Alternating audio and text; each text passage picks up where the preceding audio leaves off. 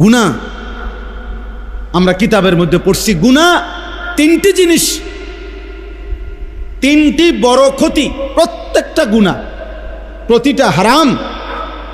নারী, ছবি, জিনা, ব্যভিচার, মদ, জুয়া, সুদ, ঘুষ, কিস্তি, হারাম, নাচ, গান, বাদ্য, অশ্লীলতা, বেহায়াপনা, অসভ্যতা, নোংরামি, আল্লাহর নাফরমানি, তিনটি ক্ষতি ওই ব্যক্তিকে করবেই করবে।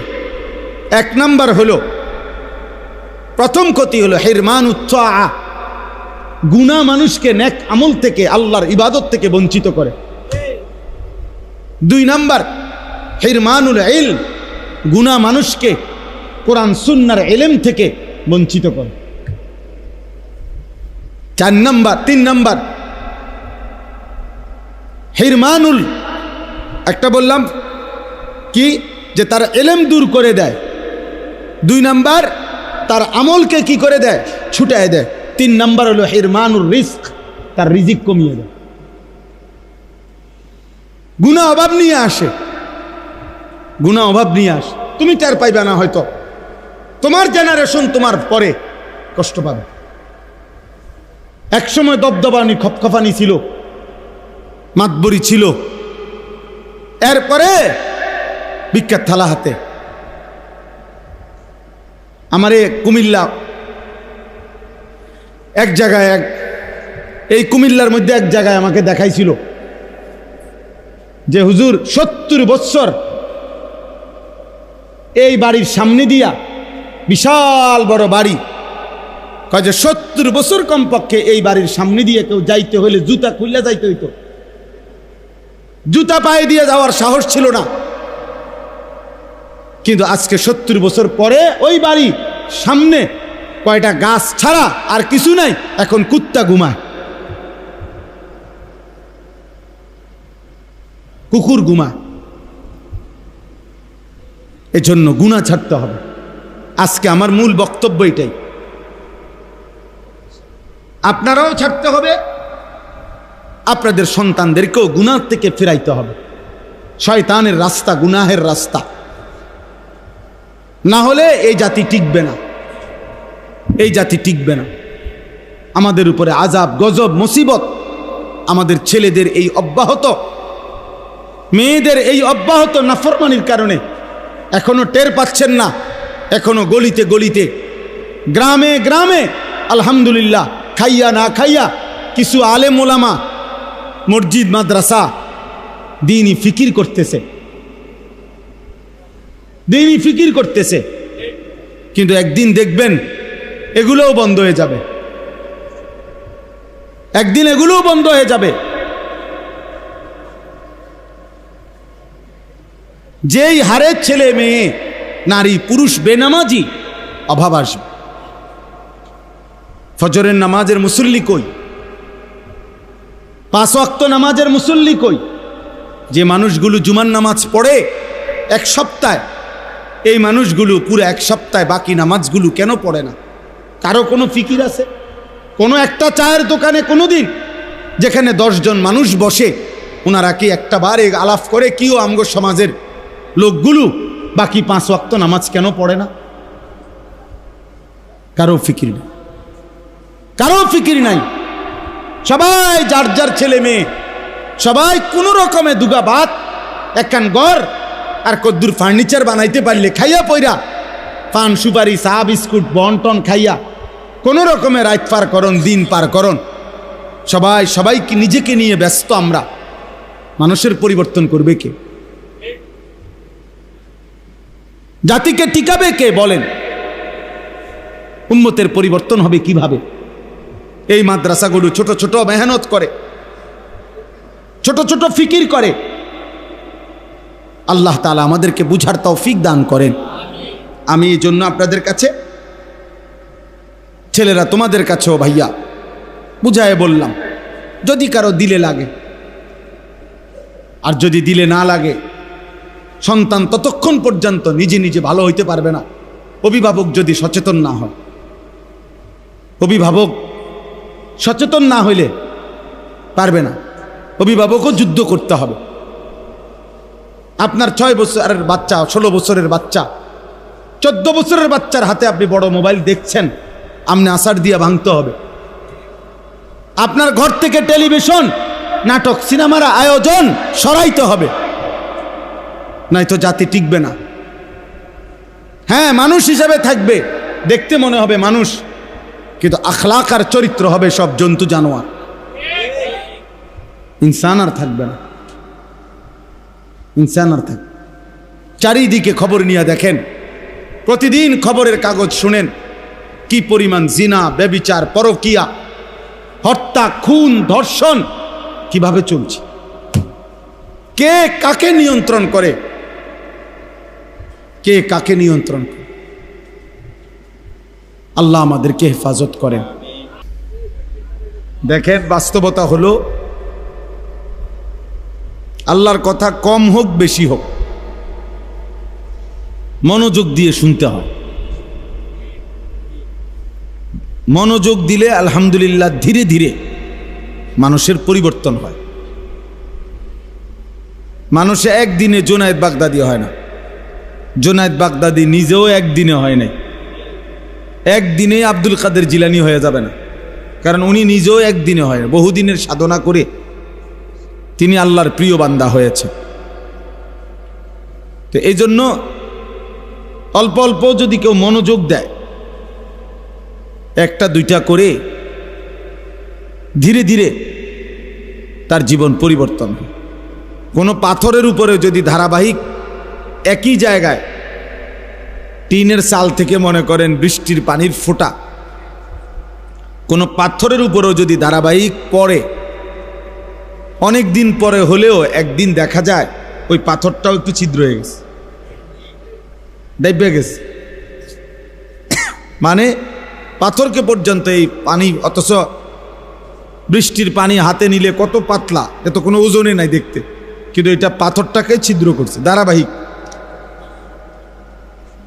আল্লাহর কথা যে মনোযোগ দিয়ে শুনে, অল্প অল্প করে হলেও ধীরে ধীরে জীবন পরিবর্তন হয়। আল্লাহর কথা শোনা এটাও একটা ইবাদত, আমল করা এটাও ইবাদত। আর ইবাদত করিলেই আল্লাহ তাআলা বান্দাকে আরো ইবাদতের তৌফিক দান করে। এই জন্য প্রত্যেকের উচিত, এই ছেলেরা তোমাদেরও বাবা, বাস্তব কথা হলো এটা উচিত, সব সময় যদি একটা মানুষ গাফেল থাকে, যে সারাক্ষণই মানে এলোমেলো, সারাক্ষণই হাসে, লাফায়, হাঁটে, চলাফেরা, তাহলে এইটা তো আসলে একটা সুস্থ স্বাভাবিক মানুষের কাজ হইতে পারে। 24 ঘন্টার মধ্যে আমার কোনো কাজে নাই, এরকম অপদার্থ একজন মানুষ হইতে পারে। মানুষ মাত্রই কর্মমুখর, মানুষ মাত্রই পরিশ্রমী, মানুষ মাত্রই মেহনত করতে অভ্যস্ত। এটা বাস্তবতা। যার ভিতরে কর্মের স্পৃহা নাই, কাজ করার মানসিকতা নাই, এটা এক ধরনের অচল মানুষ, প্রতিবন্ধী, অপদার্থ মানুষ। আমি একটা ছোট্ট সুন্দর ঘটনা শুনাই, সাহাবাদের ঘটনা। আমাদের প্রিয় নবী সাল্লাল্লাহু আলাইহি ওয়াসাল্লাম, সবাই মনোযোগ দিয়ে শুনে, নবীজি সাল্লাল্লাহু আলাইহি সাল্লামের একজন সাহাবী, বিখ্যাত সাহাবী হযরত আব্দুর রহমান ইবনে আউফ রাদিয়াল্লাহু তাআলা আনহু, উনি, ওই ছেলে, অপদার্থ, ওঠো বেড়ান দে, তোমার কে বলছে মোবাইল নিয়ে আসতা?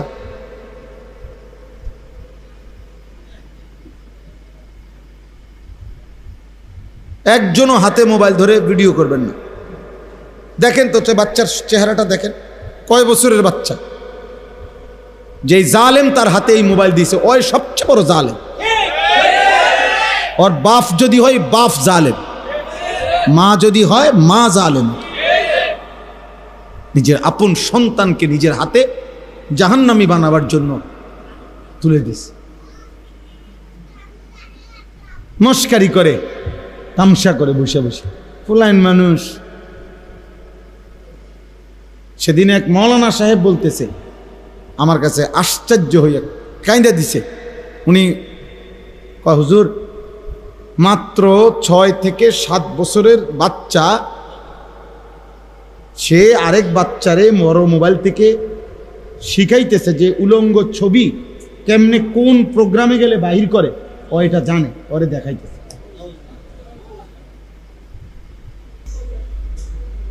বিবস্ত্র ছবি, 7 বছর বয়স হয়নি। সমাজের অধঃপতন কোথায়? সমাজের অধঃপতন কোথায় নেমে গেছে? আশ্চর্য।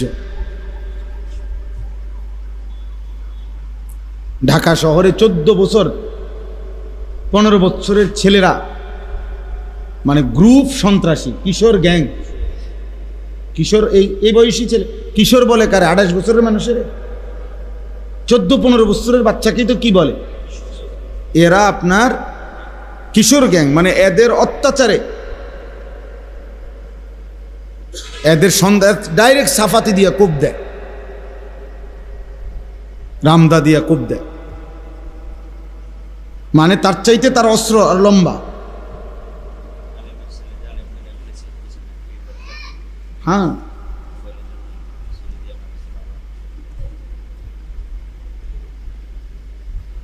জন্য বাবা আমি আজকেও আমরা কুমিল্লাতে পুরা 17টা উপজেলার আলেমদেরকে নিয়ে মিটিং করছি, জোহর থেকে আসর পর্যন্ত প্রায় 200-250 আলেম নিয়ে পুরা কুমিল্লার।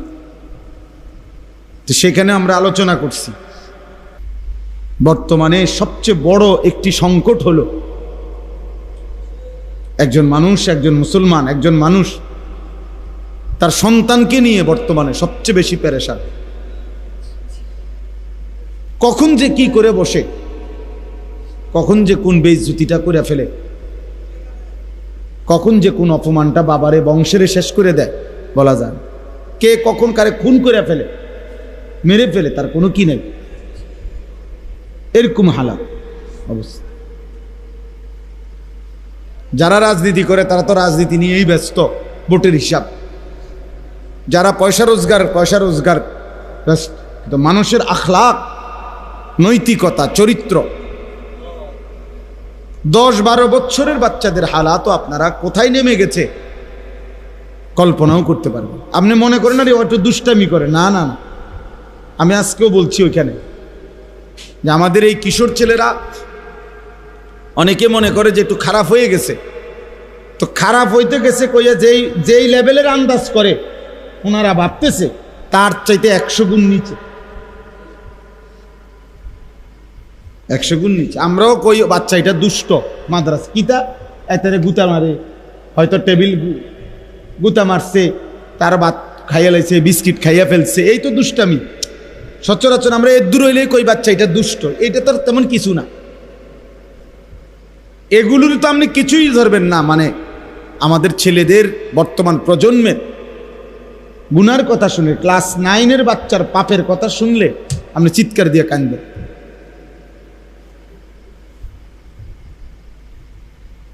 ক্লাস 8-এর বাচ্চার গুনাহের কথা শুনলে আপনি চিৎকার দিয়ে কাঁদ। আমি ব্যক্তিগতভাবে এই কিশোর নওজোয়ানের উপরে মেহনত করি আলাদা, এটা আমার একটা মিশন আলাদা, আমার এই নিয়ে আমার কার্যক্রম আছে আলাদা। এই জন্য আমি এটা একটু বেশি শুনি, জানি। আমার হোয়াটসঅ্যাপে বড় গ্রুপ আছে, আমার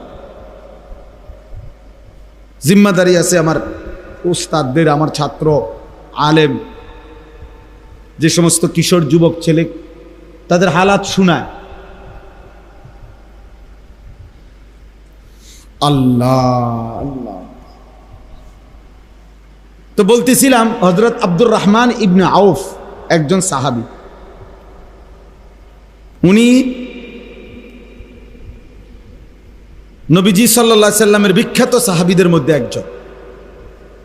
বেহেশতের সুসংবাদ প্রাপ্ত যেই 10 জন সাহাবীকে বলা হয় আশারায়ে মুবাশশারা, ওর মধ্যে একজন আব্দুর রহমান ইবনে আউফ। উনি ছিলেন মক্কার সাহাবী, মানে মক্কার অধিবাসী। তো নবীজি সাল্লাল্লাহু আলাইহি সাল্লাম যখন মক্কা থেকে হিজরত করে কই গেছিলেন? এই মদিনায়। তো যারা মক্কা থেকে গেছে নবীজির সাথে সাহাবা, ওনাদেরকে বলে মুহাজির। কি বলে? আর যারা মদিনার, নবীজির হাতে কালেমা পড়ছে, নবীজিকে সাহায্য সহযোগিতা করছে, মদিনার মানুষ, তাদেরকে বলা হয় কি? আনসার। আনসার। নবীজি সাল্লাল্লাহু আলাইহি সাল্লাম যখন গেলেন মদিনায়, তো এই মক্কার সাহাবীদের প্রত্যেকের সাথে মদিনার একজন করে একজনের সাথে ভ্রাতৃত্বের বন্ধন, যে তুমি তো তার ভাই, তোমার হাতে তাকে দিলাম, তার সুবিধা অসুবিধা, তার প্রয়োজন জরুরত সব কিছু তুমি খেয়াল করবা। মানে এভাবে সিস্টেম করে গ্রুপ করে একজন করে একজন মক্কার সাহাবীকে একজন মদিনার সাহাবীর সাথে কি বানায় দিছে নবীজি? ভাই ভাই বানায় দিছে। তাহলে চাপটা কমে গেল, আমি একজনের দায়িত্ব নিলাম, আপনি একজন। আমাদের দেশে যুগ যুগ ধরে মাদ্রাসাওয়ালারা আগে সবচেয়ে বেশি জনপ্রিয় ছিল লজিং। এখন না আলহামদুলিল্লাহ বোর্ডিং চালু হয়েছে ব্যাপক। আগে এত কি ছিল না, বোর্ডিং। আগে তো গ্রামে গ্রামে কি খাইতো? লজিং থাকতো ছেলেরা।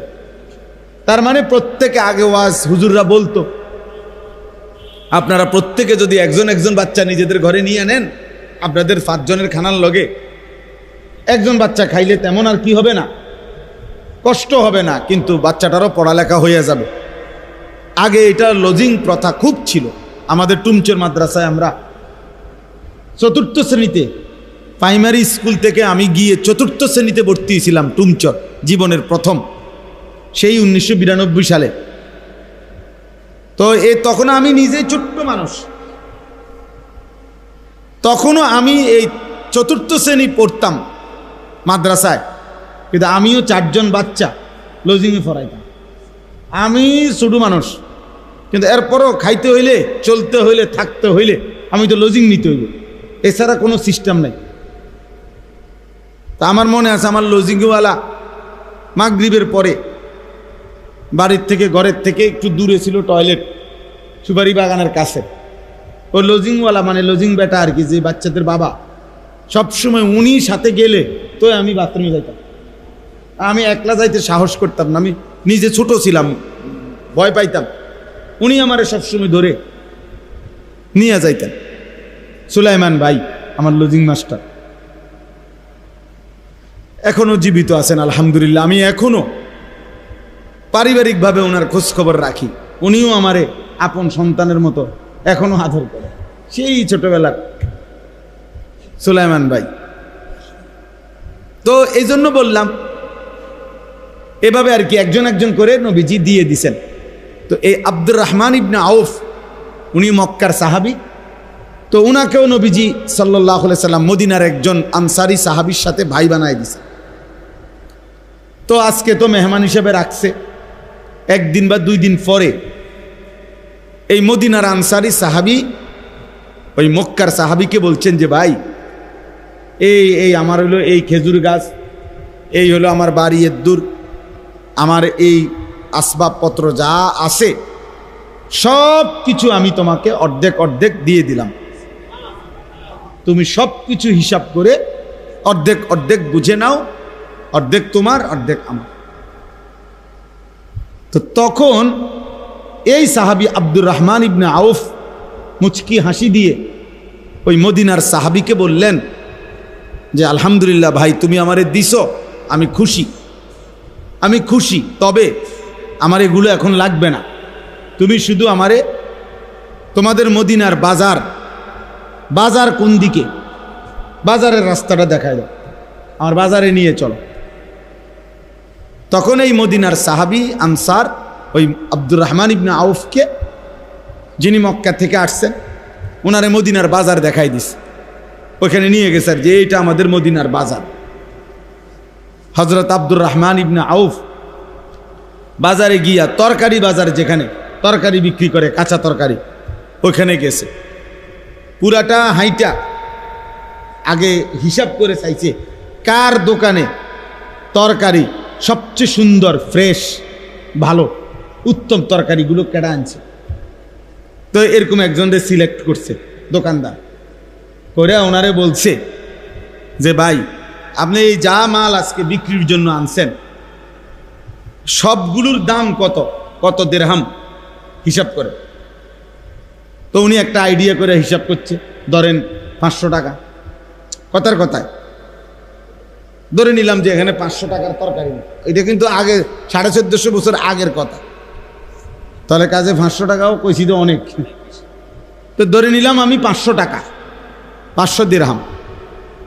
তো উনি তখন উনারে বলছেন ভাই আমি আপনার এই তরকারিগুলো 500 দিরহাম দিয়ে কিনলাম, কিন্তু এই তরকারিগুলো ধীরে ধীরে অল্প অল্প করে বিক্রি করতে তো আপনার কমপক্ষে 5-6 ঘন্টা সময় লাগবে। তো এই না আপনি 500 দিরহাম একসাথে পাইবেন, এই না তাহলে আমারে ঠিক ওইটুকু টাইম, 5 বা 6 ঘন্টা টাইম আপনি আমারে দিবেন। ঠিক বরাবর 6 ঘন্টা পরে আইসা আপনার 500 টাকা আপনি আমার থেকে কি করবেন, নিয়ে যাবেন। আমারে শুধু এটুকু সময় দিবেন, এর দূরে। উনি বলছে ঠিক আছে, অসুবিধা কি, আমি বেচতেও তো টাইম লাগতো, তা আমি দিলাম টাইম। তখন উনি বললেন ঠিক আছে, তো আপনি রাজি তো? হ্যাঁ রাজি। তাইলে আপনি এখন ক্যাশ ছাড়েন, মানে দোকান ছেড়ে দেন আমারে তরকারিগুলা, আপনি যান আপনার কাজে। ঠিক এতক্ষণ পরে আপনি 12টা বাজে 1টা বাজে আপনি আইসেন, আইসা আপনার 500 টাকা আপনি নিয়ে যাবেন। এখন হজরত আব্দুর রহমান ইবনে আউফ এবার তরকারি নিয়ে বসছে বিক্রি করতে। এবার ওনার না এগুলা, এখন উনি অল্প লাভে, অল্প একটু লাভ দইরা কাস্টমার আসে ওনার দোকানে, এমনিও তরকারি ভালো, আর ওনার বলার ভঙ্গি এমন সুন্দর ছিল, কাস্টমারের বাপ হইল এনতিকা মাল না কিনা যাইব, মানে বলা এত সুন্দর যে আপনার শূন্যই কি শান্তি কাস্টমার। তো ফলে অল্প সময়ের ভিতরে উনি এই তরকারিগুলো সব কি করে ফেলছে, বিক্রি করে ফেলছে। আর বিক্রি করে ধরেন ওনার 100 টাকা লাভ হয়ে গেছে। তাহলে উনি ওনার টাকা ওনারে দিয়ে দিছে, আর ওনার লাভের 100 টাকা নিয়ে উনি ওই সাহাবীর ঘরে ফিরে আসছে। এভাবে 2 দিন বা 3 দিন চেষ্টা করছে উনি। চেষ্টা করে 2-4 দিনের মাথায় ওনার নিজেরই এবার একটা 500 টাকার মতো পুঁজি হয়ে গেছে। ওই লাভ হইতে হইতে এই টাকা দিয়ে এবার মনে করেন 1 সপ্তাহ পরে উনি নিজেই এবার তরকারি কিনছে, কিনে এবার তরকারি নিয়ে উনি বসছে। এখন উনি কি হয়ে গেল, ব্যবসায়ী হয়ে গেল কিনা। এরপরে এই সাহাবিটাই মদিনার মধ্যে হজরত ওসমানের পরে সাহাবাদের মধ্যে সবচেয়ে বড় বিত্তশালী সাহাবী, ধনী ব্যবসায়ী হজরত আব্দুর রহমান ইবনে আউফ। পরবর্তীতে বিশ্বাস করেন, কিতাবে আছে পরবর্তীতে এই মদিনার বাজারে এমনও দিন গেছে এই আব্দুর রহমান ইবনে আউফের চালান আসতো, মাল মদিনার বাজারে ঢুকতো।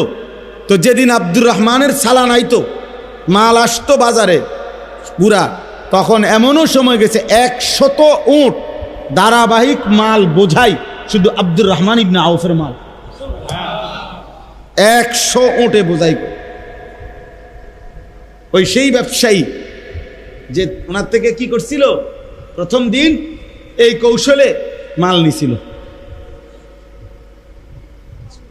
তাহলে আমার বলার উদ্দেশ্য হলো ওই কথাটা আমি বলছি, দিন নাই রাত নাই, বাবার উপরে একটা ফোড়ার মতো, বিস্ফোরার মতো অনেক ছেলে এই জালেম মারেও কষ্ট দিতেছে, বাবারেও কষ্ট দিতেছে।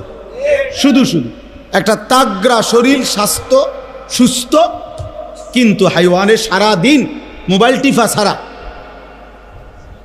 আর কিছু জানেন, আর কিছু কি আর জানেন।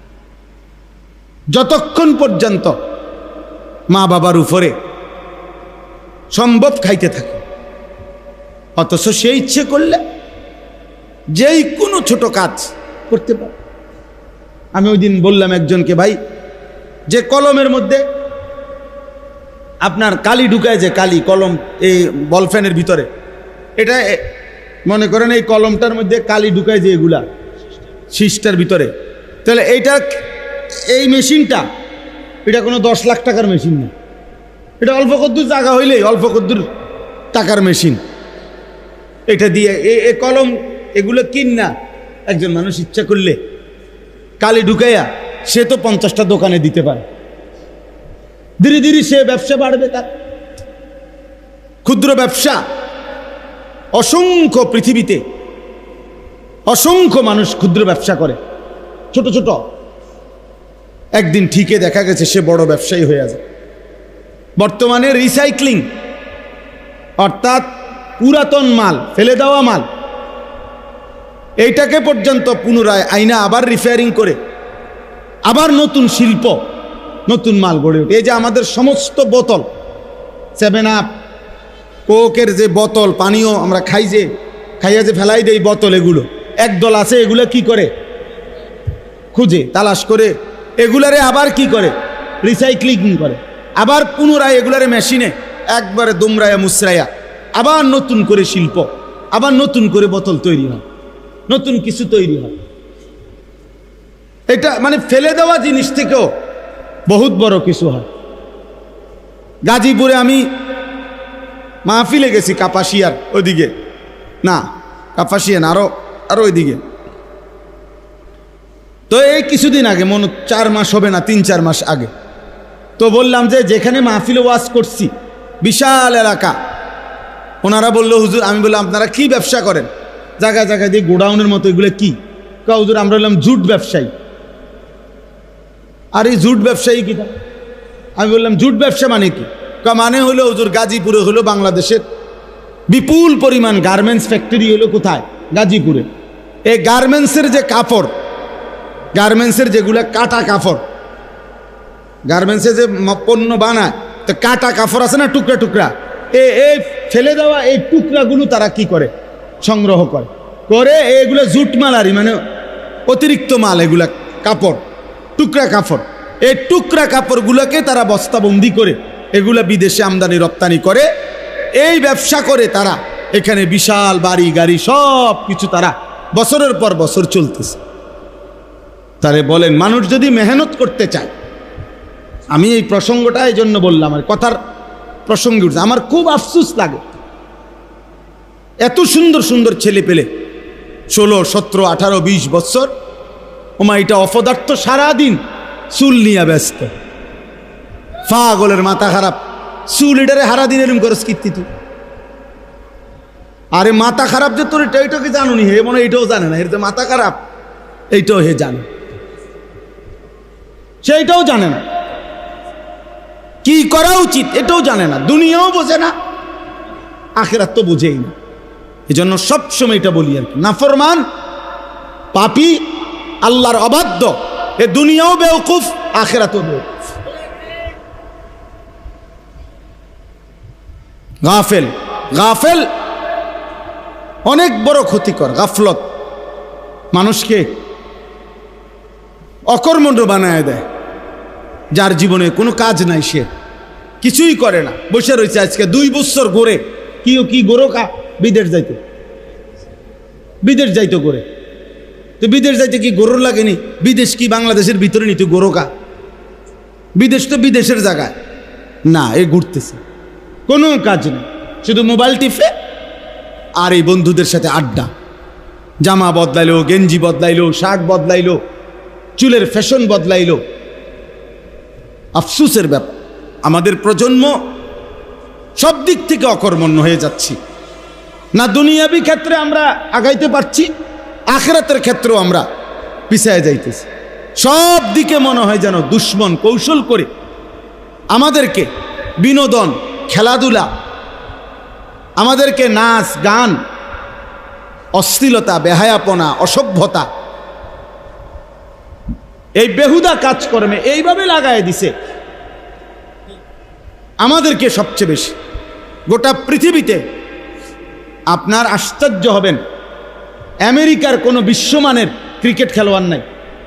বলেন একজন ক্রিকেট খেলোয়াড়ের নাম আমেরিকার নাই।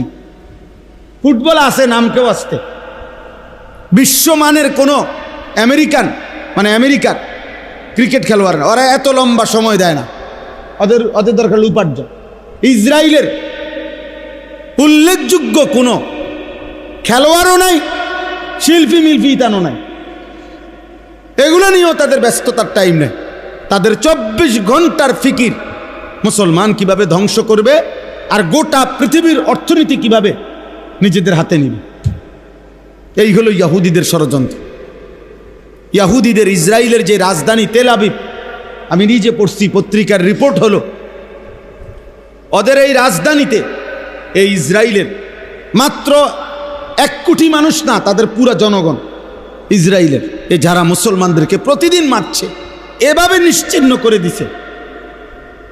হামাসের মুজাহিদরা, ফিলিস্তিনের মাটির নিচের ওই মুজাহিদরা কাকুতি মিনতি করে মুসলমানদের কাছে দোয়া চাইছে ওরা, যে তাদের অস্তিত্ব নিশ্চিহ্ন করে দিচ্ছে এই ইসরায়েল। অথচ তারা 1 কোটি মানুষ না, 1 কোটি না লোক, 92 থেকে 97 লাখ মাত্র। আমগো ঢাকা শহরে যাত্রাবাড়ি সায়দাবাদ দাঁড়ায় থাকে এত বেশি মানুষ, বিশুদ্ধবারে বাড়িতে ইউনের লাইগা মনে হয় এর চাইতে বেশি মানুষ কি সায়দাবাদ যাত্রাবাড়ি দাঁড়ায় থাকে, গাবতলি দাঁড়ায় থাকে। তাহলে তাদের যে রাজধানী তেল আবিব, তাদের মেইন শহর, এই শহরের নিয়ম হলো এই শহরে কখনো রাত হয় না। মানে কি? মানে হলো আমাদের মনে করেন এখন ঢাকাতে শত শত প্রতিষ্ঠান, কোম্পানি, ব্যাংক, অফিস, সরকারি চাকরিজীবীদের কর্মস্থল আছে না ঢাকায়, কিন্তু এই মুহূর্তে সব বন্ধ। এখন বন্ধ না সব, আবার কালকে সকাল 8টায় হলো কি অফিস, আবার বিকাল 4টার মধ্যে আবার কি ছুটি। কিন্তু ওদের দেশের নিয়ম হলো তাদের রাজধানীতে 24 ঘন্টাই শিফটিং আকারে তাদের অফিস চলে, কর্ম চলে, ডিউটি চলে। অর্থাৎ রাত 12টা হোক আর 2টা হোক, কোনো সময় কাজ কি নাই, বন্ধ নেই। বুঝছেন আপনি হিসাবটা? শিফটে আর কি 8 ঘন্টা পর পুরা শিফট কি হয়ে যায়, বদলায় গেছে, নতুন গ্রুপ কাজ করবে, পরের 8 ঘন্টায় নতুন গ্রুপ কাজ করবে, 3 শিফটে 24 ঘন্টা। বুঝছেন না হিসাবটা? তাহলে ফলে কম লোক বেশি কি করে উপার্জন করে, কম লোক বেশি আয় করে, বেশি আয় করে। এই জন্য ছেলেরা বাবা বুঝতে শিখো, ভাবতে শিখো বাবা। একজন ছেলেও যদি বুঝে থাকো এত অকর্মণ্য, এত অবহেলা বাবা, দুনিয়াও ভালো করবে না, আখেরাতও ভালো করবে না। রাজার ধনও ফুরায় যায়। আমরা কিতাবে পড়ছি, করাচি হজরত কুতবে আলম আরিফ বিল্লাহ হজরত মাওলানা শাহ হাকিম মোহাম্মদ আখতার রহমতুল্লাহ আলাইহি বলছেন, একজন বিশ্ববিখ্যাত বুজুর্গ তিনি ছিলেন পাকিস্তানের। উনি বলছেন যে আমরা নিজ চোখে দেখছি একজন জমিদার আর জমিদারের ছেলে, সময়ের ব্যবধানে ছেলেটা নারী এবং জিনা ব্যভিচার করত, নারীর সাথে অসভ্যতা, অশ্লীলতায় তার বাবার সম্পত্তি শেষ করে দিছে। একটা পর্যায়ে তাকে এমন ভয়ঙ্কর রোগ হয়েছে যে এই রোগের চিকিৎসার জন্য বাবা তার জমিদারি সব শেষ করেছে। শেষ পর্যন্ত প্রকাশ্যে মানুষ দেখছে জমিদার এবং জমিদারের সন্তান বা পুত প্রকাশ্য দিবালোকে বাজারে মানুষের কাছে ভিক্ষা করছে, ভিক্ষা করতো, ভিক্ষা।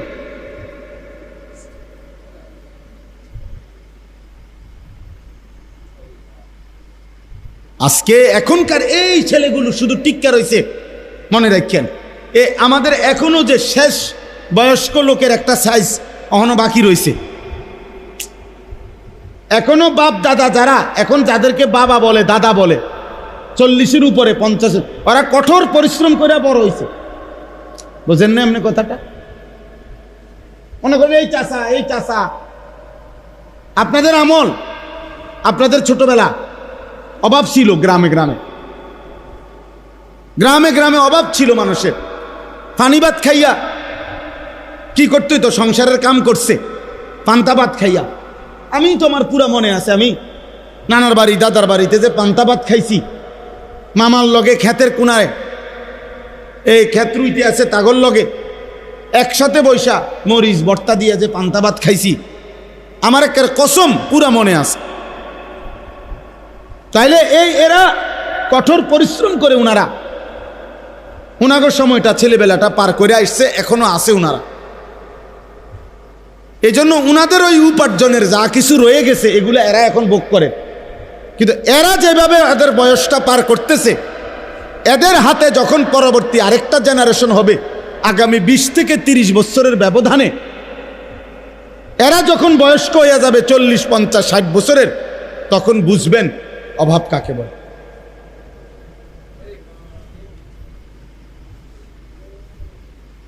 আমার কাছে ওই কিতাবের মধ্যে আছে, দামেস্কে সিরিয়ায় একবার এমন অবস্থা হয়েছে যে ওই একটি অঞ্চলের মানুষ এত বেশি নারীর ছবি, নারীর প্রেম, এটা নিয়ে তারা পুরা অঞ্চলের সকল মানুষই এই চর্চা শুরু করছে যে এরা সকলেই নারী ছবি, নারীর ভালোবাসা, নারীর সাথে যত রকমের গুনাহ হইতে পারে এই নিয়ে পুরা শহর সবাই চেষ্টা করতেছিল।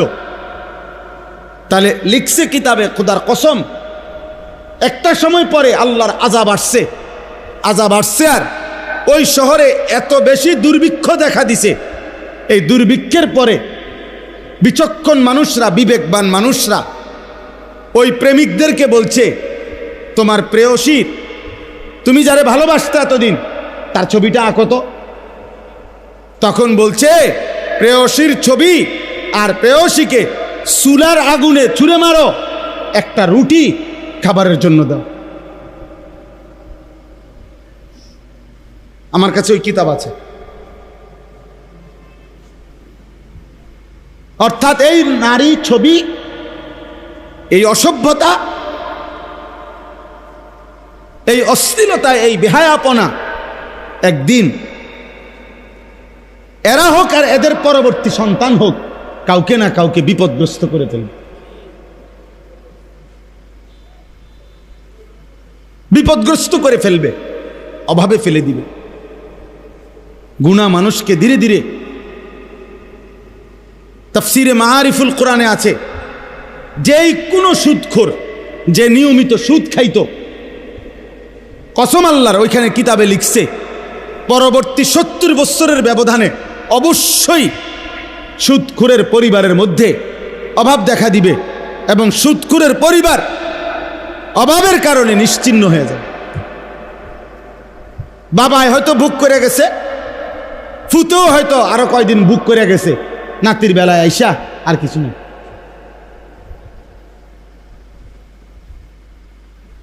বাংলা ভাষায় একটা কবিতা আছে, এক পুরুষে যোগায় ধন, এক পুরুষে খায়, আরেক পুরুষ আইসা দেখে খাবার কিছু নাই, আমার 3 পুরুষ। এটা গানও আছে, কবিতাও আছে। 3 পুরুষ বোঝেন না? মনে করেন আমরা 3 পুরুষ, আমার দাদা, আমার আব্বা, আমি, তাহলে আমরা কয় পুরুষ হলো?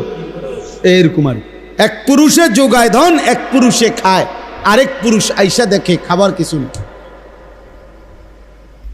গুনাহ আমরা কিতাবের মধ্যে পড়ছি, গুনাহ 3টি জিনিস, 3টি বড় ক্ষতি, প্রত্যেকটা গুনাহ, প্রতিটা হারাম। নারী ছবি, জিনা, ব্যভিচার, মদ, জুয়া, সুদ, ঘুষ, কিস্তি, হারাম, নাচ গান, বাদ্য, অশ্লীলতা, বেহায়াপনা, অসভ্যতা, নোংরামি, আল্লাহর নাফরমানি, 3টি ক্ষতি ওই ব্যক্তিকে করবেই করবে। 1 নাম্বার হলো, প্রথম ক্ষতি হলো হিরমানুত তাআ, গুনাহ মানুষকে নেক আমল থেকে, আল্লাহর ইবাদত থেকে বঞ্চিত করে। 2 নাম্বার হিরমানুল ইলম, গুনাহ মানুষকে কোরআন সুন্নাহর ইলম থেকে বঞ্চিত করে। 3 নাম্বার হিরমানুল, একটা বললাম কি, যে তার ইলম দূর করে দেয়। 2 নাম্বার তার আমলকে কি করে দেয়? ছুটায় দেয়। 3 নাম্বার হলো হিরমানুর রিজক, তার রিজিক কমিয়ে দেয়। গুনাহ অভাব নিয়ে আসে, গুনাহ অভাব নিয়ে আসে। তুমি টের পাইবে না, হয়তো তোমার জেনারেশন তোমার পরে কষ্ট পাবে। একসময় দবদবানি খপখপানি ছিল, মাতবরি ছিল, এরপরে বিখ্যাত থালা হাতে। আমারে কুমিল্লা এক জায়গায়, এই কুমিল্লার মধ্যে এক জায়গায় আমাকে দেখাইছিল যে হুজুর 70 বছর এই বাড়ির সামনে দিয়া, বিশাল বড় বাড়ি, কয় যে 70 বছর কমপক্ষে এই বাড়ির সামনে দিয়ে কেউ যাইতে হলে জুতা খুললে যাইতে হইতো, জুতা পায়ে দিয়ে যাওয়ার সাহস ছিল না। কিন্তু আজকে 70 বছর পরে ওই বাড়ি সামনে কয়টা গাছ ছাড়া আর কিছু নাই, এখন কুত্তা ঘুমায়, কুকুর ঘুমায়। এজন্য গুনাহ ছাড়তে হবে। আজকে আমার মূল বক্তব্য এটাই, আপনারাও ছাড়তে হবে, আপনাদের সন্তানদেরকেও গুনাহ থেকে ফিরাইতে হবে। শয়তানের রাস্তা গুনাহের রাস্তা, না হলে এই জাতি টিকবে না, এই জাতি টিকবে না। আমাদের উপরে আযাব গজব মুসিবত, আমাদের ছেলেদের এই অব্যাহত, মেয়েদের এই অব্যাহত নাফরমানির কারণে এখনো টের পাচ্ছেন না। এখনো গলিতে গলিতে, গ্রামে গ্রামে আলহামদুলিল্লাহ খাইয়া না খাইয়া কিছু আলেম ওলামা মসজিদ মাদ্রাসা দ্বীনি ফিকির করতেছে, দ্বীনি ফিকির করতেছে। কিন্তু একদিন দেখবেন এগুলোও বন্ধ হয়ে যাবে, একদিন এগুলোও বন্ধ হয়ে যাবে। যেই হারে ছেলে মেয়ে নারী পুরুষ বেনামাজি, অভাব আসবে। ফজরের নামাজের মুসল্লি কই, 5 ওয়াক্ত নামাজের মুসল্লি কই? যে মানুষগুলো জুমার নামাজ পড়ে এক সপ্তাহে, এই মানুষগুলো পুরো এক সপ্তাহে বাকি নামাজগুলো কেন পড়ে না?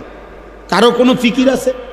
কোনো একটা চায়ের দোকানে কোনো দিন যেখানে 10 জন মানুষ বসে, ওনারা কি একটা বার আলাপ করে কিও আমগো সমাজের লোকগুলো বাকি 5 ওয়াক্ত নামাজ কেন পড়ে না? কারো ফিকির নেই, কারো ফিকির নাই।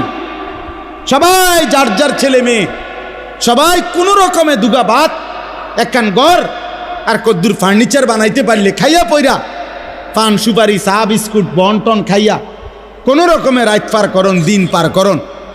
সবাই সবাইকে নিজেকে নিয়ে ব্যস্ত। আমরা মানুষের পরিবর্তন করবে কে? জাতিকে টিকাবে কে? বলেন। উম্মতের পরিবর্তন হবে কিভাবে?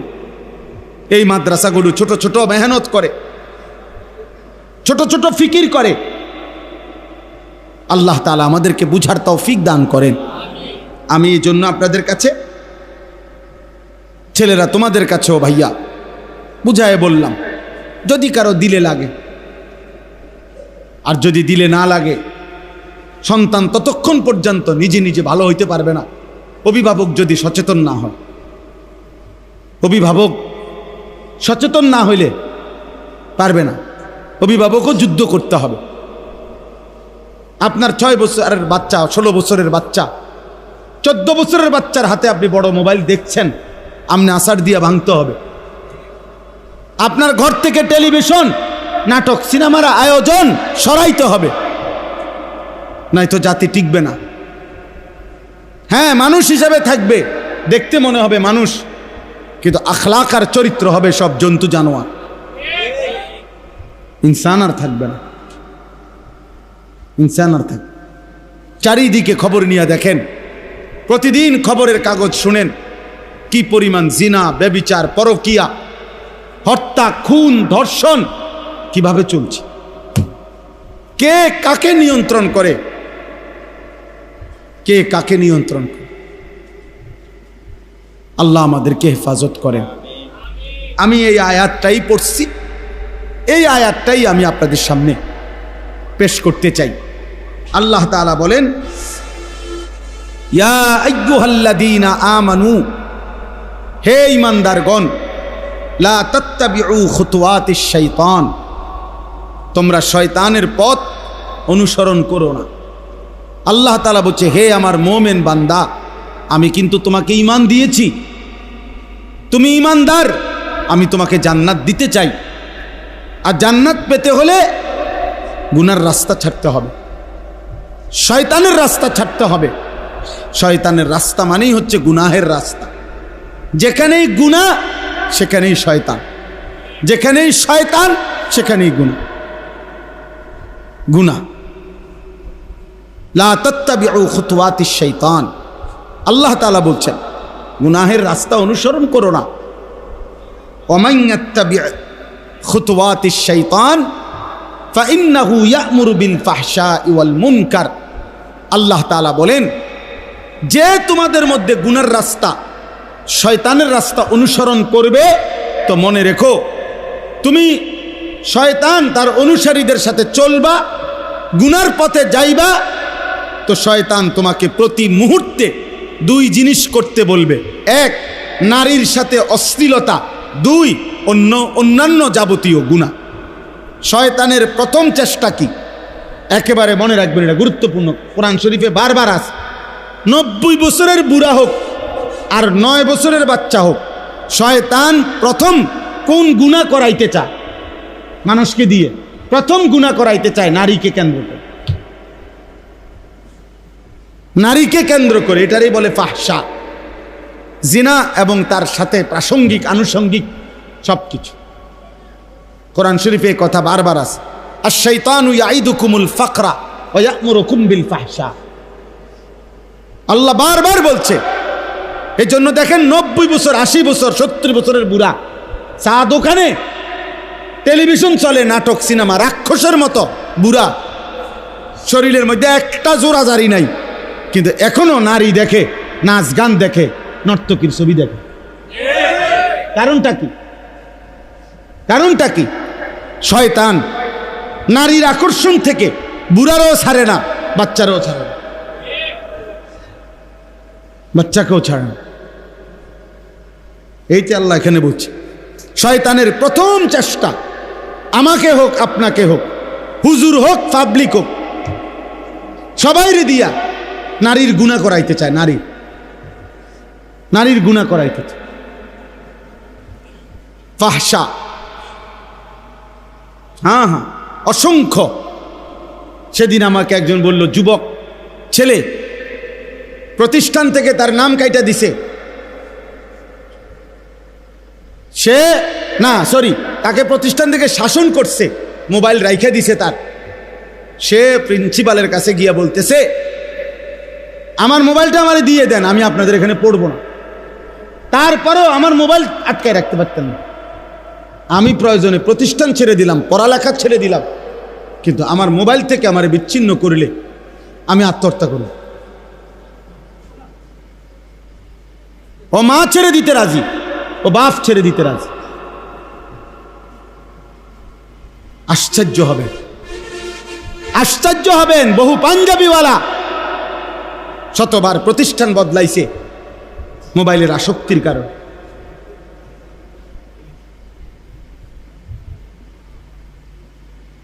যেখানেই বাধা দিবে মোবাইল, না মোবাইল হলো মেইন জিনিস। এটা যেখানে নিরাপদে চালাইতে পারবো আমি সেখানে আছি। আহা, আমাদেরকে আল্লাহ তাআলা এই মোবাইলের জন্য সৃষ্টি করছে। এক মুসলমানের জীবন এত ফালতু, এক মুমিনের জীবন এত ফালতু, আমাদের কোনো কাজ নাই, আমাদের কোনো কাজ নাই। সারা পৃথিবীর মজলুম মুসলমান আহাজারি করছে যে হায় যুবক, তুমি আল্লাহর জন্য দাঁড়াইবা কখন? তুমি আল্লাহর দিন কালেমার পতাকা উড়াবা কখন? যাদের জন্য আহাজারি করছে মায়েরা, মজলুম নারীরা, বোনেরা, জাতির সেই সুন্দর সন্তানরা, তারা ডুবে আছে মদ, জুয়া, নারী, ছবি, জিনা, ব্যভিচার। যারা উদ্ধার করবে, 60 বছরের বুড়া চাচা, 70 বছরের বুড়া চাচা তো আর যুদ্ধ করতে পারবে না এখন, উনি তো বেশি থেকে বেশি দোয়া করতে পারবে, ইসলামের জন্য জান বাজি রাখবে, ইসলামের জন্য জীবন কোরবানি করবে, যাই করবে এ তো করার কথা যুবকরা। হযরত আনাস রাদিয়াল্লাহু তাআলা আনহু বলেন, আমরা নবীজির সাথে কুন্না নাগজু মা রাসূলিল্লাহ ওয়া নাহনু শাবাব, আমরা যৌবন কাল ছিল আমাদের, আমরা নবীজির সাথে প্রত্যেকটা যুদ্ধে অংশগ্রহণ করেছি। সব যুদ্ধ, 57টি যুদ্ধ আল্লাহর নবী সাল্লাল্লাহু আলাইহি সাল্লাম পরিচালনা করছেন মাত্র 9 বছরে। 9 বছরে 57টি যুদ্ধ নবীজি পরিচালনা করেছে। তাহলে বলে আজকে আমরা বড় বেশি আফসোসের মধ্যে, যদি কেউ ভাবি আমরা, আর যার ভাবনা না আমিও কইলাম না, মোটামুটি ভাত মাছ খাইয়া, আপেল মালটা বন্টন চা বিস্কুট খাইয়া, ফাংসুবাড়ি খাইয়া মোটামুটি ভালোই আছে, ফেডে বাতে, তাই তো ঠিক আছে। কিন্তু এক মুসলমানের জীবন মানে কি ফেডে বাতে ভালো থাকা?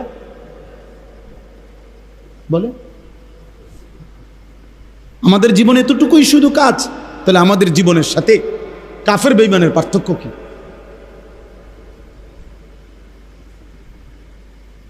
পার্থক্য কি? এই সমাজের পিছিয়ে পড়া মানুষগুলোকে কে ফিরাবে?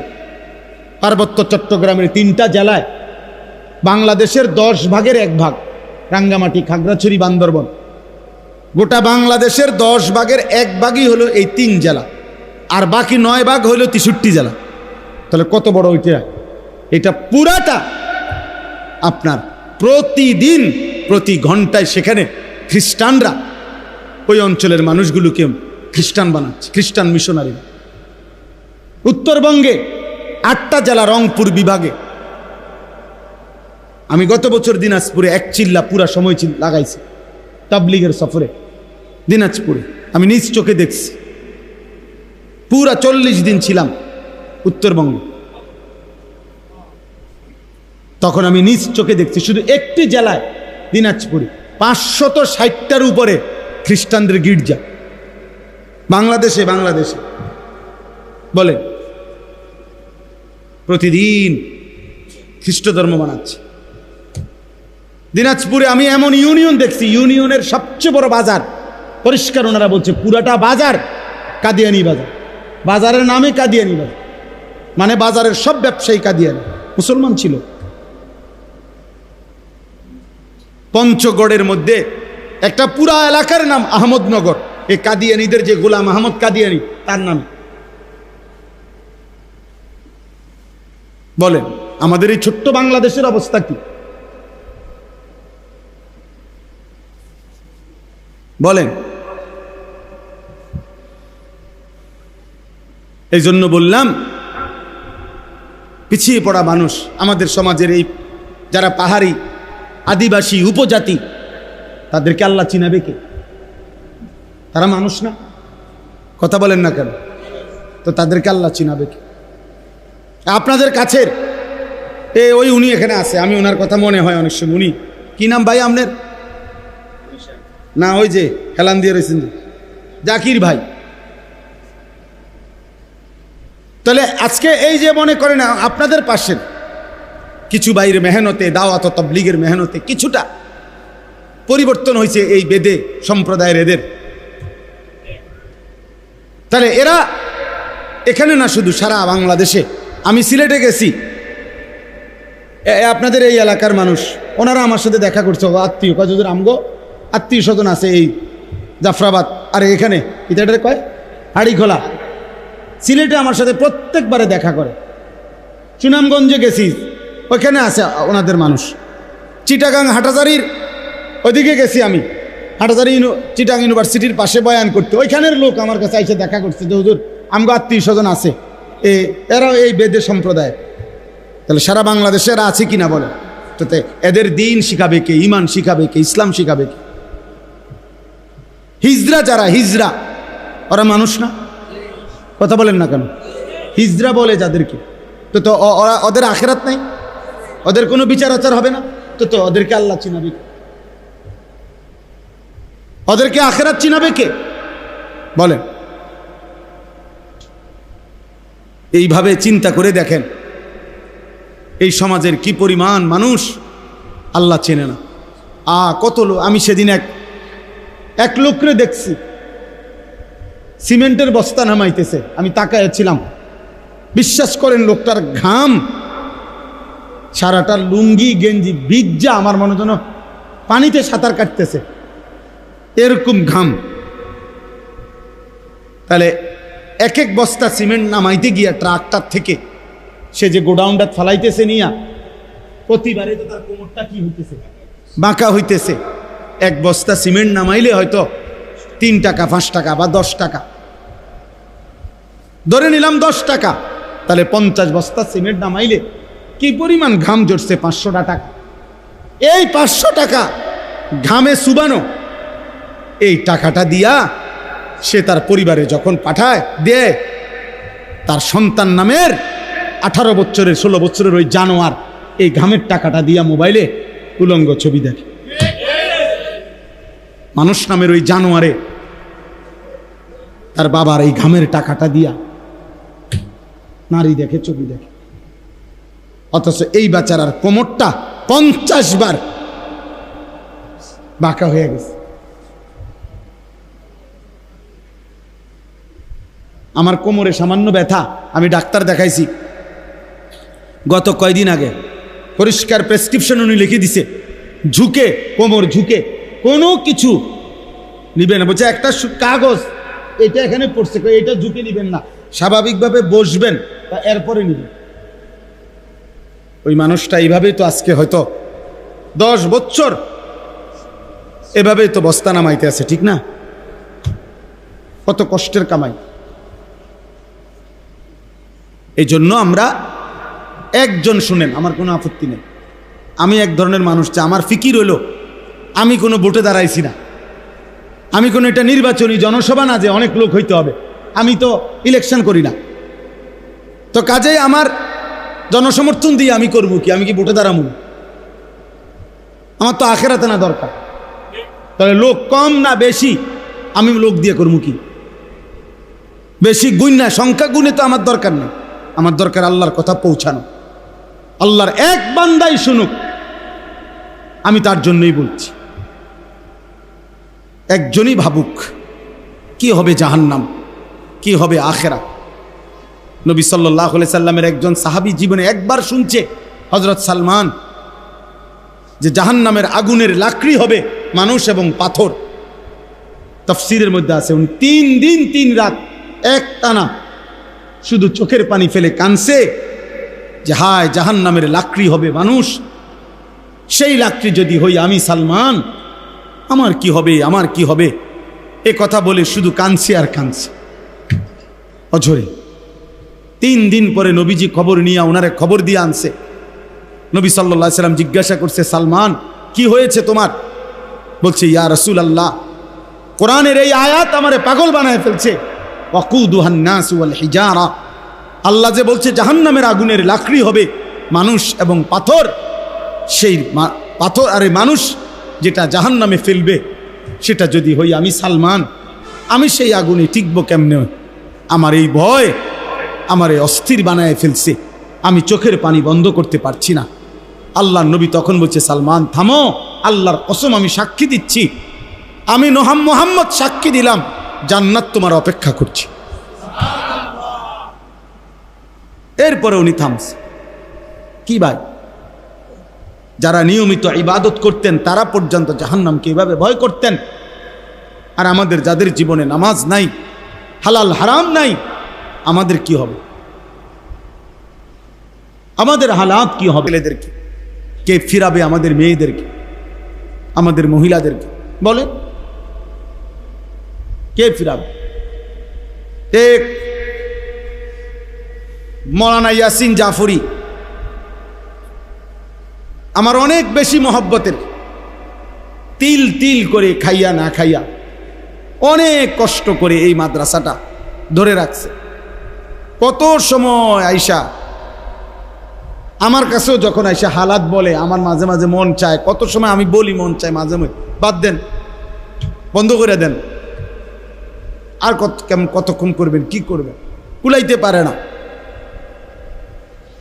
এ আমার নাম দে, আমার হাতে দেওয়া এই নাম নূরে জান্নাত। মাওলানা মাসুদ জামিলের ওই মাদ্রাসা, কি নাম? হ্যাঁ, হুরে জান্নাত। এটাও আমার দেওয়া নাম। ওইখানেও নাওতলা। তো এই ছোট্ট ছোট্ট আয়োজন, কোথাও 100 জন, কোথাও 200 জন, কিন্তু এটা কি খুব বেশি সংখ্যা? এই মাদ্রাসার মধ্যে যদি মাত্র 100 জন মেয়ে পড়ে, 150 জন মেয়ে পড়ে, একদিনে চান্দিনা বাজারে, একদিনে কল্পনা করেন শুধু চান্দিনা বাজারে, তরকারি বাজারে, মাছ বাজারে কি পরিমাণ মহিলা যায়। আমার সেই বোনদেরকে কে ফিরাবে? স্বামী বিদেশ, স্বামীর মাথার ঘাম পায়ে পড়ে একটা একটা টাকার জন্য, বেচারা 12 ঘন্টা ডিউটি করে, 16 ঘন্টা ডিউটি করে এই কলজার মধ্যে বাইন্দা টাকাগুলো বাড়িতে পাঠায়। আর বেডির হাঁটা চলা দেখলে, বেডির মোবাইল 3টা, বেডির জামাই বিদেশ, বেডির মোবাইল হলো 3টা, বেডির হাঁটা চলা দেখলে, পোশাকের বাহার দেখলে মনে হয় যেন উনি পুরা গ্রাম চুক্তি না চাইতে আছে। হ্যাঁ, যদি কেউ ভালো তো ভালো, আমি তাকে বলি না। আর যদি কোনো অসৎ নারী হয় যে তার স্বামীর পবিত্র আমানত খেয়ানত করছে, ওই অসভ্য নারী রাগ হইলে আমার অসুবিধা কি?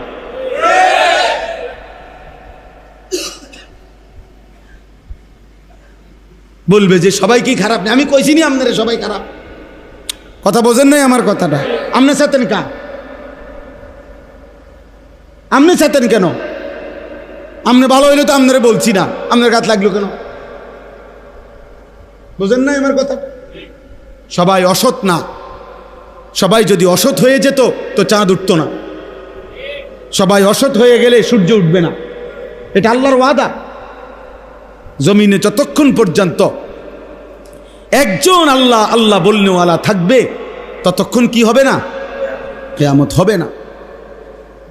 তাহলে সবাই যখন, হাদিসে আছে, একই সময়ে সকলেই যখন অসৎ হয়ে যাবে, শিরারুল খালক, নিকৃষ্ট, তখন ইসরাফিল ফু দিবে। মানে এমন একটা সময় হবে যখন আর একটা লোক আল্লাহ এটা আর বলে না।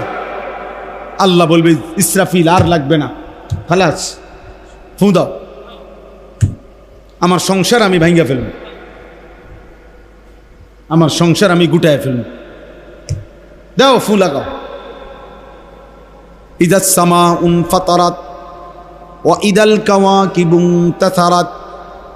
রব্বুল আলামিন বলে আসমান কাচের মতো চুরচুর করে ভাঙবে, তারকারাজিগুলো খসে খসে পড়বে।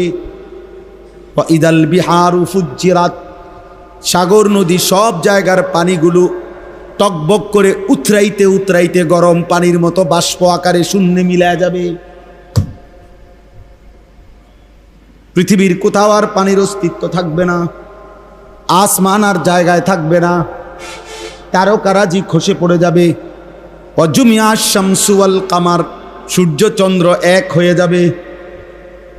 ফাইজা বারিকাল বাসার, মানুষের চোখ উল্টে যাবে। প্রতিটা মানুষ চিৎকার করবে আর বলবে ইয়াউমা ইদিন আইনাল মাফার। একজন আরেকজনকে চিৎকার করে বলবে বন্ধু পালাবো কোথায়? কাল্লা আলা ওয়াজার, আল্লাহ বলবে বান্দা জিজ্ঞেস করে লাভ নাই, আজ কোথাও আশ্রয় নাই। আজকে সব জায়গায় ভূমিকম্প শুরু হয়েছে, সারা পৃথিবী সারা জমিন একসাথে কাঁপতেছে। ইন্না জালজালাতাস সাআতি শাইউন আযীম, আল্লাহ বলে বান্দা কিয়ামতের ভূমিকম্প বড় ভয়ানক। এখন তো দুনিয়ার একদিকে ভূমিকম্প হয়, আরেকদিকে স্থির থাকে। সামান্য ক্ষণিকের 2 সেকেন্ড, 1 সেকেন্ড, 3 সেকেন্ডের ভূমিকম্প হয়, আবার থেমে যায়। রব্বুল আলামিন বলে মাটির উপরের একটা পাতা পর্যন্ত যতক্ষণ মাটির নিচে না যাবে, ততক্ষণ পর্যন্ত অনবরত জমিন ভূমিকম্প হইতে থাকবে। ইয়া আইয়ুহান নাস ইত্তাকু রাব্বাকুম, আল্লাহ বলে মানুষ আল্লাহকে ভয় করো, ইন্না জালজালাতাস সাআতি শাইউন আযীম, কিয়ামতের ভূমিকম্পরে বান্দা বড় ভয়ানক। ইয়াউমা তারাউনাহা তাদহালু কুল্লু মুরদিআতিন আম্মা আরদাআত, আল্লাহ বলেন সেদিন যেই মা তার বুকের স্তন থেকে সন্তানকে দুধ খাওয়াচ্ছিল, ইসরাফিল ফু দিবে, জমিনে কিয়ামতের ভূমিকম্প শুরু হবে, আর মা তার দুধের বাচ্চাটাকে ছুঁড়ে ফেলে দিবে। কোরআন শরীফের আয়াত, ওয়াতাদাউ কুল্লু যাতি হামলিন হামলাহা, যে মায়ের পেটের বাচ্চা 9 মাস পূর্ণ হয়ে গেছে, আর হয়তো একদিন অর্ধেক দিন কিছুক্ষণ পরে হয়তো বাচ্চা প্রসব হইতো, ইসরাফিল তখনও ফু দিবে, আর জমিনের কম্পনে ওই মা পাগলের মতো ছুটবে। আল্লাহ বলেন বাচ্চাটা, গর্ভের সন্তান নিজে নিজে বের হয়ে পড়ে যাবে, মা ফিরেও দেখবে না, বাঁচলো না মরলো, ছেলে না মেয়ে হলো। ওয়াতারান নাসা সুকারা, আল্লাহ বলে সবগুলো মানুষ মাতাল মাতাল হয়ে যাবে। ওয়াতারান নাসা সুকারা, যুবকও পাগল হবে, বৃদ্ধ পাগল হবে। দাদাও বলবে নাতি যাব কই, নাতিও বলবে দাদা যাব কই। সবাই বলবে কারোই তো ঠিকানা জানা নাই। ওমা হুম বিসুকারা, আল্লাহ বলে বাস্তব কথা হলো একটা লোকও পাগল হয় নাই, মাতাল হয় নাই। তো বলে তো এভাবে দৌড়ায় কেন, এরম চিৎকার করছে কেন? আল্লাহ বলে ওয়ালাকিন্না আযাবাল্লাহি শাদীদ, বরং আল্লাহর আযাব যে বড় ভয়ঙ্কর এটা সব বুঝে ফেলেছে নাফরমানরা। ওরা বুঝে ফেলেছে এটা আল্লাহর আযাব বড় কঠিন, এখন আল্লাহ ধরবে। আল্লাহ বলছেন আমি কিন্তু বান্দা রহমান, আবার আমি আল্লাহ যুন্তিকাম, আমি কিন্তু প্রতিশোধ গ্রহণকারী, আমি প্রতিশোধ নেব, প্রতিশোধ। আমার একটা একটা লোকমা খাবারের হিসাব নেব, আমার একটা একটা নিঃশ্বাসের হিসাব নেব, আমার একটা একটা সেকেন্ডের হিসাব নেব। খোদার কসম, সুম্মা লা তুসআলুন্না ইয়াওমাইদিন আনিন নাঈম, একটা একটা নেয়ামত সম্পর্কে আমি আল্লাহ জিজ্ঞেস করব। ফাওয়ারাব্বিকা লানাসআলান্নাহুম আজমাইন, আল্লাহ বলে কসম, আমি আল্লাহ নিজের কসম করে বলছি বান্দা, সকলকেই কিন্তু আমি জিজ্ঞেস করব। ইন্নাস সামআ ওয়াল বাসারা ওয়াল ফুআদা কুল্লু উলাইকা কানা আনহু মাসউলা, আল্লাহ বলে নিশ্চয়ই কান, চোখ, দিল, অন্তরকে পর্যন্ত প্রশ্ন করা হবে। হে দিল তুমি কি ভেবেছ, হে কান তুমি কি শুনেছ, হে চোখ তুমি কি দেখেছ। আল্লাহ বলেন ইন্না রাব্বাকা লাবিল মিরসাদ, শুনে নাও বান্দা, তোমার রব আল্লাহ তীক্ষ্ণভাবে তোমার প্রতি দৃষ্টি রাখছেন, একটা সুতা তোমার নড়াচড়া তিনি খেয়াল রাখছেন। আল্লাহ বলছেন ইয়ালামু খাইনাতাল আয়ুনি ওয়া মা তুখফিস সুদূর, চোখের খেয়ানত মানে চোখের গুনাহ বান্দা আমি জানি, অন্তরের মধ্যে যা লুকিয়ে রেখেছ তাও জানি। আয়াহসাবু আল্লান ইয়াকদিরা আলাইহি আহাদ, আল্লাহ বলে বান্দা তুমি কি ভেবেছ তোমার উপরে কারো কোনো ক্ষমতা নাই? কেমনে এত নিরাপদ মনে করছো? এত মিথ্যা, এত চুরি, এত ডাকাতি, এত জিনা, এত ব্যভিচার, এত নারী, এত ছবি, এত সুদ, এত ঘুষ, এত কিস্তি, এত ওজনে কম দেওয়া, এত বাটফারি কেমনে শিখলা? কি বুঝে করতেছ? আল্লাহ যেন ওই মাকে, বোনকে বলছে, কোন বুঝে মা এতটা বেপর্দা হইলি? নারী এত রং এত রূপ, এই যৌবন এত পুরুষকে দেখাইয়া কয়জন পুরুষ তোমার দরকার? এত বেড়াই দেখাও কা? অসভ্য নারী এত পুরুষ দেখাও কেন? বেহায়া নারী এত পুরুষ দেখাও কেন? কয়টা পুরুষ দরকার তোমার? এত বেড়াই দিয়ে তুমি করবা কি? হ্যাঁ, আয়াহসাবু আল্লান ইয়াকদিরা আলাইহি আহাদ। আল্লাহ বলে, বান্দা তুমি কি ভেবেছো বান্দা তোমার উপরে বুঝি কারো কোনো ক্ষমতা নাই? এরপরে আবার আল্লাহ বলছে আয়াহসাবু আল্লাম ইয়ারাহু আহাদ। বান্দা সে কি ভেবেছো তোমারে কেউ দেখে না? লাইট নিভাইলে বুঝি আমি আর দেখি না? দরজা বন্ধ করে ফেললে বুঝি বান্দা আমি দেখি না? গেট লাগাইলে বুঝি আমি আল্লাহর দেখি না? সিসি ক্যামেরা লাগাইলে বুঝি আমি আর দেখি না? আল্লাহ দেখে না কখন কখন? বলে না কেন? বলো না বাপ, আল্লাহ দেখে না কখন কখন? আল্লাহর ক্ষমতা নাই কখন কখন? আলাম ইয়ালাম বিআন্নাল্লাহা ইয়ারা। আল্লাহ বলে না ফরমান সে কি জানে না তার আল্লাহ তাকে সারাক্ষণ দেখে। ওয়া হুয়া মাআকুম আইনামা কুনতুম। আল্লাহ বলে বান্দা তুমি যখন যেখানেই থাকো আমি তো তোমার সাথেই আছি। আল্লাহ বলেন ওয়া নাহনু আকরাবু ইলাইহি মিন হাবিলিল ওয়ারিদ। তোমার গর্দানের সাথে যেই রগ যেটা ছিঁড়ে গেলে তুমি মরে যাইবা তৎক্ষণাৎ, আমি আল্লাহ তোমার সেই রগের চাইতেও কাছাকাছি।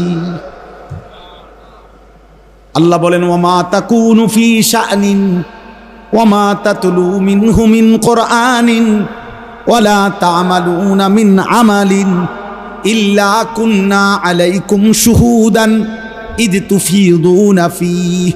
আল্লাহ বলে বান্দা তুমি যখন যেখানেই থাকো, তুমি আমার কোরআন যখন যেটুকুই পড়ো, তুমি যখন যেই আমলই করো, যখনই আমল করো, যখনই ভালো কিংবা মন্দ করতে থাকো, আমি কিন্তু তোমার সামনেই উপস্থিত থাকি। ইল্লা কুন্না আলাইকুম শুহুদান, শাহেদ আমি তো আছি, আমি তো দেখি, আমি তো উপস্থিত। কেমনে আড়াল করবা? ওমা ইয়াযুবু আর রাব্বিকা মিন মিসকালি দাররাতিন। আল্লাহ বলে তোমার রবের দৃষ্টি থেকে এক বিন্দু পরিমাণ গোপন থাকবে না। আল্লাহ মাফ করে দেন, মাফ করে। চলুন ভাই ভাবতে শিখেন। একজনই ভাবেন কোন ভরসায় মিথ্যা বলি, কোন ভরসায় হারাম খাচ্ছি, কোন ভরসায় ছেলেরা এই পরিমাণ গুনাহ করছে। মা বাবা বংশ পরিবার আল্লাহ রসুল দিন শরীয়ত ইসলাম কোরআন ধর্ম কিচ্ছু মানে না, কিচ্ছু মানে, কিচ্ছু মানে। এমন গোলাম নফসের শাহওয়াতের। মহিলাদের বেপরদিগি দেখলে মনে হয় যেন নিজের রূপ আর যৌবন দেখাইতে পাগল হয়ে আছে। কতভাবে সাজে, কত ঢঙ্গে সাজে। একটা বোরকা কিন্তু গিয়াও এটারে কত মডেল যে বানাইছে, এটার মধ্যে কত জোড়া, কত তালি, কত ডিজাইন, কত কিছু এটার মধ্যে লাগাইছে। শেষ পর্যন্ত এইটাই হয়ে গেছে আরেকটা ফ্যাশনেবল কাপড়।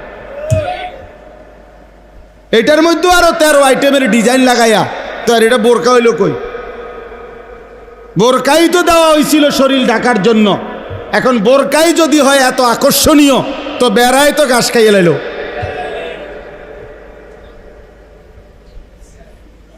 বেড়ায় ঘাস খাইয়ে ফেললো না, তো তো এখন পাহারা দিবে কি দিয়া? আল্লাহ আমাদেরকে হেফাজত করেন। ওয়ালাউলা ফাদলুল্লাহি আলাইকুম ওয়া রাহমাতুহু মা যাকা মিনকুম মিন আহাদিন আবাদা ওয়ালাকিন্নাল্লাহা ইউযাক্কি মান ইয়াশা।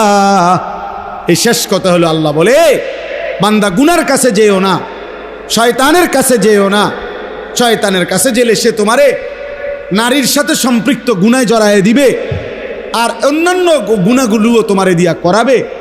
আর শুনো, আমি আল্লাহ যদি দয়া না করি, আমার রহমত যদি না হয়, নিজেকে নিজে কেউ পবিত্র করতে পারবে না। আমি চাইলে যাকে তাকে আমি পবিত্র বানাই। অতএব আমার বিরোধিতা কইরা, আমার নাফরমানি কইরা, আমার অবাধ্যতা করে, প্রতিনিয়ত গুনাহ করে তুমি পবিত্র হইবা কেমনে? আমার দয়া মিলবে কেমনে? তুমি মিথ্যা বলবা, তুমি চুরি করবা, ডাকাতি করবা, তুমি জিনা করবা, বেবিচার করবা, তুমি সুদ খাইবা, ঘুষ খাইবা, কিস্তি নিবা, আর আল্লাহ তোমার জোনায়েত বাগদাদি বানাই দিব নাকি? বুঝতে কি লাইছে?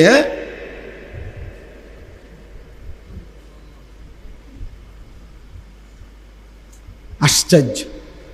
24 ঘন্টা রাসূলুল্লাহ সাল্লাল্লাহু আলাইহি ওয়াসাল্লামের বিরোধিতা, আর নবী বলবে হাসরের ময়দানে, উম্মত আসো, মৃত্যু পর্যন্ত মাশাআল্লাহ বিড়ি খাইছো, তুমি তো আমার আশেকে রাসূল, আসো আসো আসো, আব্বা এদিকে আসো, যে আপেল মালটা খাও, আসো।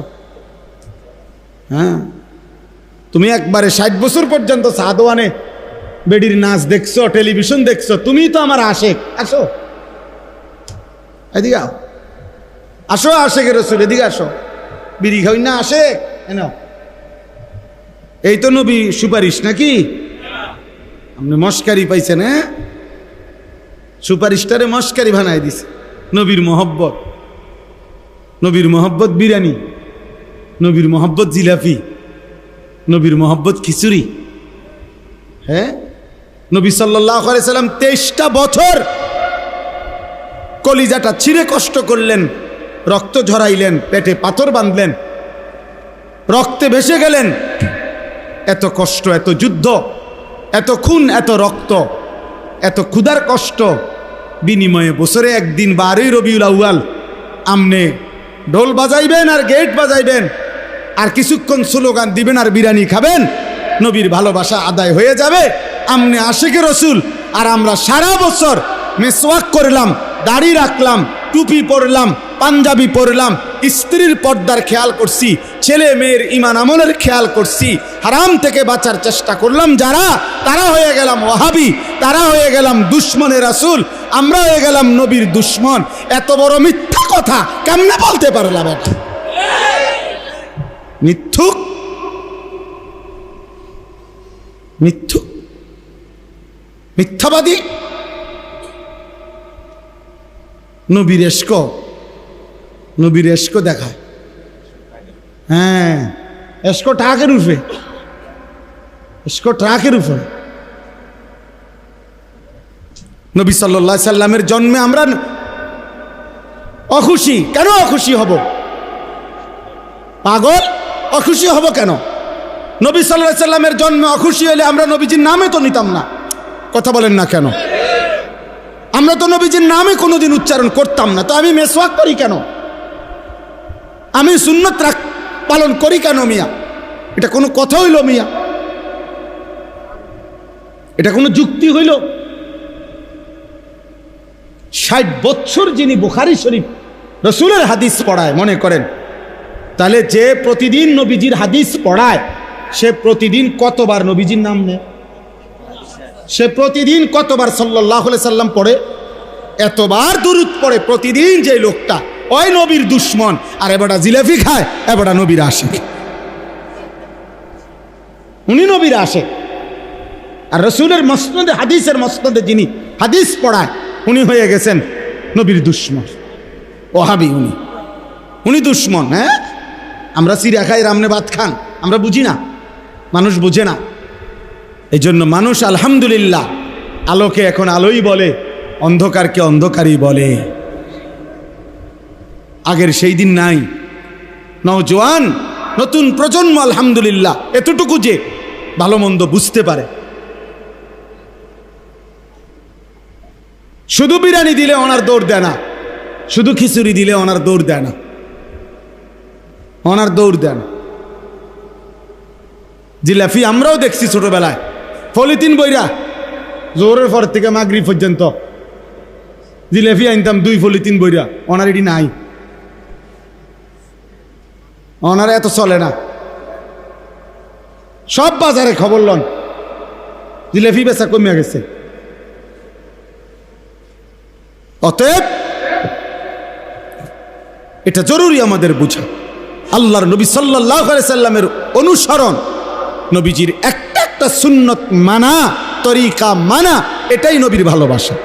আর নবীর ভালোবাসা বছরে কয় দিন? সারা মাস। বন্ধু আমার সারা মাস, বন্ধু আমার সারা বছর, বন্ধু আমার সারা ঘন্টা, নবী আমার সারাক্ষণ, নবী আমার সারা মুহূর্ত, তিনি আমার বন্ধু। প্রতিদিন, প্রতি রাত, প্রতি মাস, প্রতি বছর, প্রতি সপ্তাহ আল্লাহ আমাদেরকে বুঝার তৌফিক দান করেন, বুঝার তৌফিক দান করেন, তৌফিক দান করেন। আল্লাহ তাআলা আমাদেরকে তৌফিক দান করেন। আজকের এই মুবারক মাহফিল আল্লাহ তাআলা কবুল করে নেন।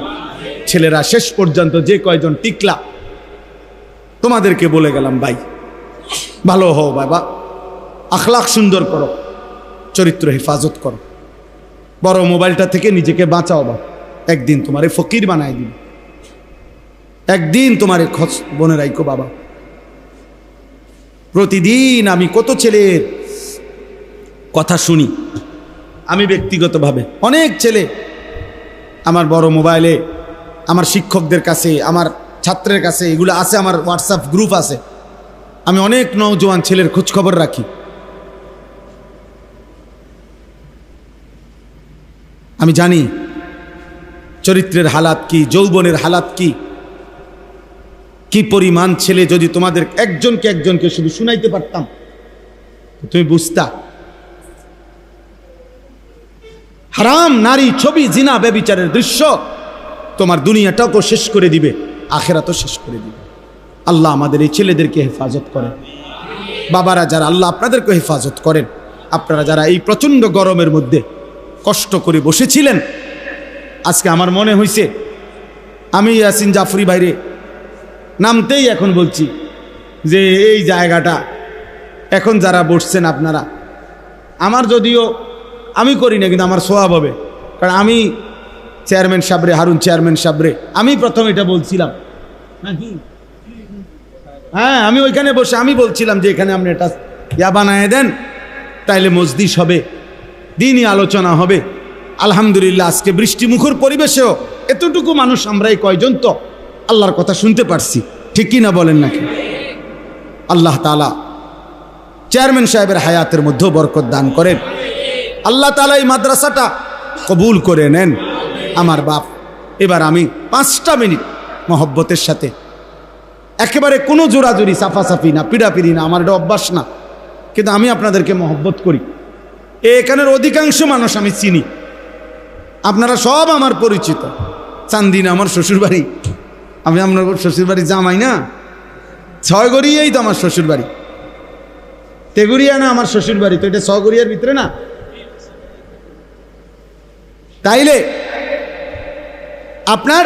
আপনাদের প্রত্যেকের কাছে, যে কয়জন আছেন, আপনাদের কাছে আমার বিনীত অনুরোধ, 5টা মিনিট আপনারা এই মাদ্রাসাটা, মেয়েরা অনেক দুর্বল, যে কয়জন মেয়ে পড়ে এর অর্ধেকের চাইতে বেশি মেয়ে দুর্বল, এতিম আছে, অসহায় মেয়ে আছে, অল্প কয় টাকা দেয়, খানার কয় টাকা দিতে পারে না।